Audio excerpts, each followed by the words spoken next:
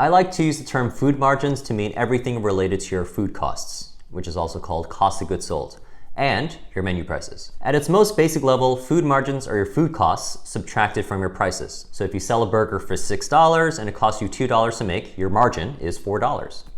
In general, your food costs should be around a third of your food prices. Food costs are also based on bulk or wholesale prices. So if you buy everything retail at a supermarket, your costs will be much higher than if you bought them directly from a supplier. Now, get ready for some number crunching. 2 + 2 is 4, -1, that's 3, quick maths. First, download the Calculate Food Margins spreadsheet. This will help you see how much each menu item costs you to produce. We'll be using a simple cheeseburger as our example. The first tab, labeled Burger, lists all the ingredients in the first column. The second column, labeled Whole Size, shows the wholesale size or amounts for each ingredient. For example, buns come in sleeves of 8 buns each, butter comes in a box of 4 sticks, each 8 ounces. Each tray of eggs holds 30 eggs, beef is sold by the pound, and so on. You may not have any wholesale prices yet, but don't worry. You'll have that information once you go inventory shopping, which is covered in Chapter 21.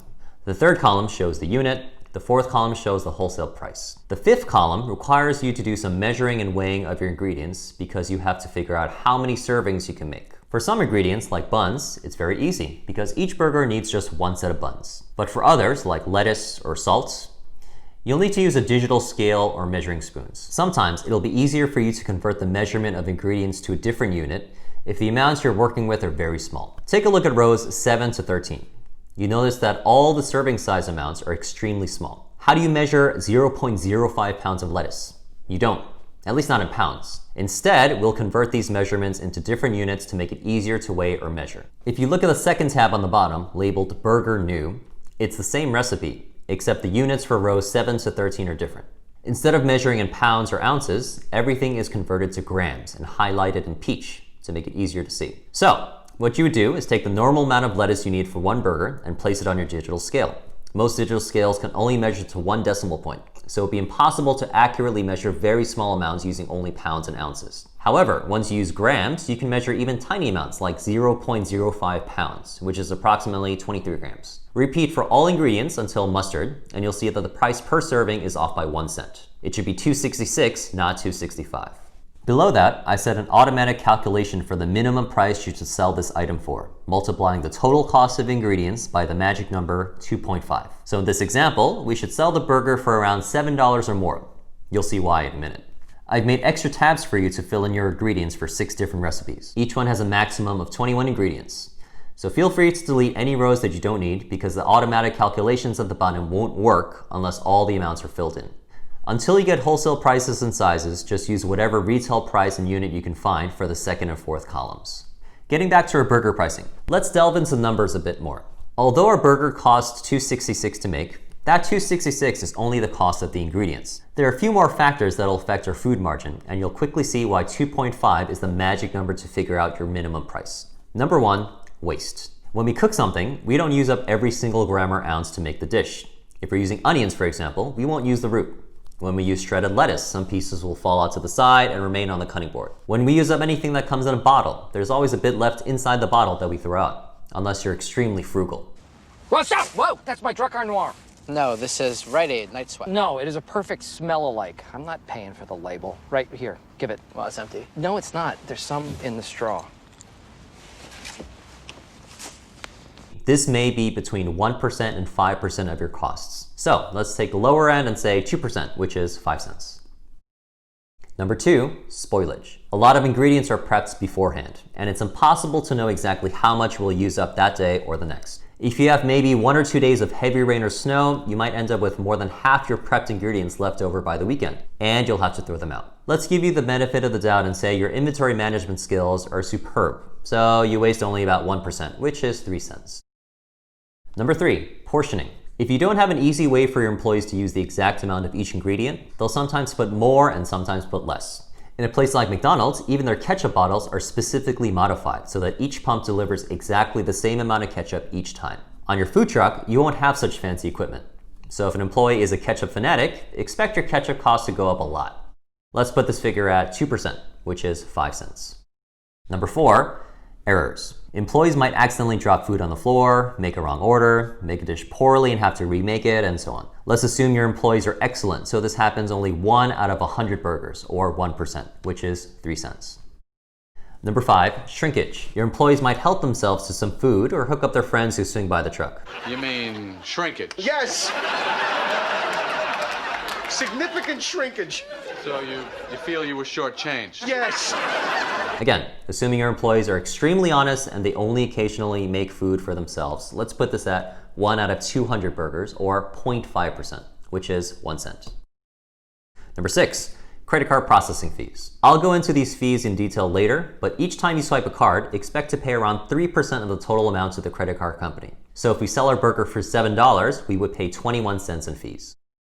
Number 7, sales tax. Most food trucks don't charge sales tax separately because many trucks are cash only.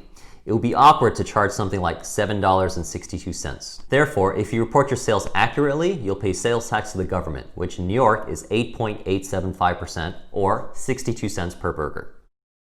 Number 8, labor. Labor is the biggest cost in almost any business. For food trucks, it's a bit tricky to give you a general figure because it really depends on how much you pay your employees, whether you pay on or off the books, if they keep all the tips, and so on. However, if you do everything by the book and pay at least minimum wage, labor will be around 25%, so around $1.75 per burger.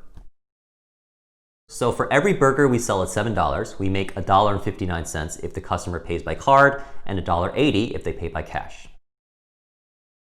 Now I hope you understand why it's so important to calculate your food margins. It's really tedious work, but in many ways the food business is really a numbers game. You don't have to have the greatest food to be successful. If your food is decent and you can keep your costs down, you can be profitable.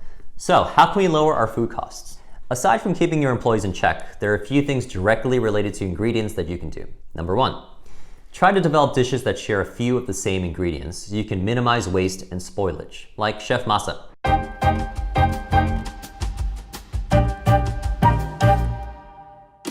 This may also make it possible for you to buy those ingredients in bulk. On a food truck that sells burgers, it makes sense to do different variations of burger because they all use the same buns, meat, and a few of the same fillings. However, I wouldn't want to add something like a turkey burger early on, simply because it will be the only item that requires ground turkey instead of ground beef. So unless there's a huge demand for turkey burgers, you'll find that adding that one item will reduce inventory space for other ingredients. And it'll complicate the prep and cooking processes. Number 2, more isn't always better. Imagine you made a cheeseburger with 4 different cheeses. The sheer total amount of cheese will probably overpower all the other ingredients in the burger, so that customers won't be able to taste anything besides cheese and meat. Food doesn't always taste better the more you add to it. In fact, the most popular foods are usually the ones that don't go overboard. Pizza with sausage, a bagel with cream cheese, freshly squeezed orange juice. Number 3, if you can't cut any ingredients, consider smaller portions. Instead of an 8-ounce burger, try 7 ounces. Instead of 2 tomato slices, try 1 slice. American Airlines reportedly saved $40,000 a year by removing 1 olive in each salad in first class. Number 4, it's good to use high quality ingredients, but it doesn't have to mean you use the absolute best ingredients in every dish. Try a few variations of your dishes with some ingredients that are cheaper versions and others that are more expensive. If 9 out of 10 people can't tell the difference, or if the difference is so small that you can only tell if someone tells you about it, stick with the cheaper ingredient. Is there really a huge difference in taste between a regular tomato and an heirloom tomato? Or a conventional egg versus an organic egg? Obviously, this doesn't apply if your food truck specifically markets a specific ingredient. Like if you're supposed to sell organic egg sandwiches, don't lie and use conventional eggs. Don't lie. Don't lie. Number 5, ingredient costs change all the time, but some are more prone to price swings than others. For example, on our food truck, we use a specific kind of cucumber that triples in price when it's out of season. And when that happens, we just have to eat the cost. So do some research and see if there are any alternatives you can use if this is the case for some of your dishes too.